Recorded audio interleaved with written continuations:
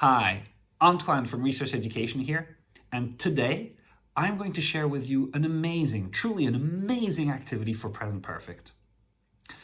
Now, I know that present perfect can sometimes seem difficult, complicated to teach because of those legions of traditional explanations that we find in textbooks, online, things like that. It's because they don't focus on the function of present perfect. Tom and I believe in communicational necessity. If we truly want to help students, learners, develop fluency and accuracy in English, we need to help them feel, understand the function in communication that these elements of language fulfill. And with present perfect, there's actually a very simple, clear, and true explanation of what present perfect is used for. Present perfect is always a past action, a series of past actions, or a past action that hasn't finished that explain the present. Present perfect is a present tense. Therefore, it explains the present. We're talking about things in the past, yes, but the focus is on the present. Now, how to help students feel that? Well, the activity I'm sharing with you today is called Make Assumptions. We're not going to ask of students, learners here to produce their examples of present perfect. What we're going to do is we're going to give them a series of examples of sentences in present perfect, and we're going to ask them to make assumptions about the present based on these examples. The whole idea, again, is to help them feel, understand the function, the necessity in communication that present perfect fulfills. Let me show you. I have today 6 cards, 6 examples in present perfect, and I am quickly going to make a few assumptions for each example and then move on to the next one. By the way, as I'm making assumptions, if your students have already done modals of deduction, speculation, things like that, it's a good revision as well. If not, stick to present tenses. All right, let's try. The first one is, that band has played all around the world. Well, let's make assumptions. That band has played all around the world. They're definitely a famous band. They must be successful. Here I'm giving an example with a modal. They must be successful, and I think they're the Rolling Stones, or they've probably, here's an example in present perfect, they've probably played with the Rolling Stones before. I mean, that band has played all around the world. First thought to my mind is the Rolling Stones. If not, they're successful, they're famous, they're recognized. They won an award. Second example. I've been staring at my computer screen for hours. Well, I would assume two things here. Either your computer crashed, your computer's blocked somehow, or you yourself are stuck. You don't know what to do, you don't know the next step, and you've been staring at your computer screen for hours. Third assumption.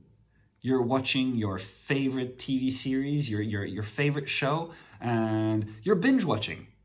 You're watching episode after episode after episode. I've been staring at my computer screen for hours. Third example. We have never met in person. We have never met in person. What can I assume? Well, we've never met in person. I'll assume that you know each other online. You probably chat on social networks or on a messaging app. And if you say you've never met in person, I want to assume you want to meet. Why would you say this if you're not planning one day to meet? So I think you want to meet. 3 assumptions based on just the phrase, we have never met in person. Fourth example. I think I'm at the fourth example already. Yes, I've been working here for years. Really?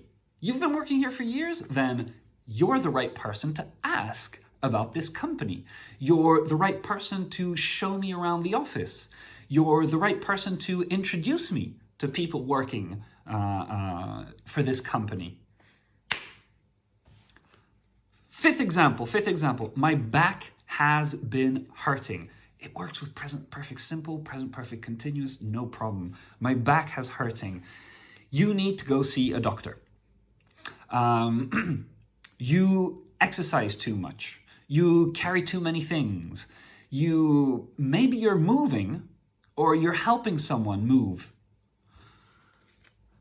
My back has been hurting. Those are my assumptions. Those are my first thoughts about my back has been hurting. Last example, last card, 6-1. He's watched that movie 9 times. All right, let's say he's watched that movie 9 times. Okay, that's either one of his favorite movies ever. Now, he could be a movie critic. Just, analyzing and preparing an article, something like that. He could be a student.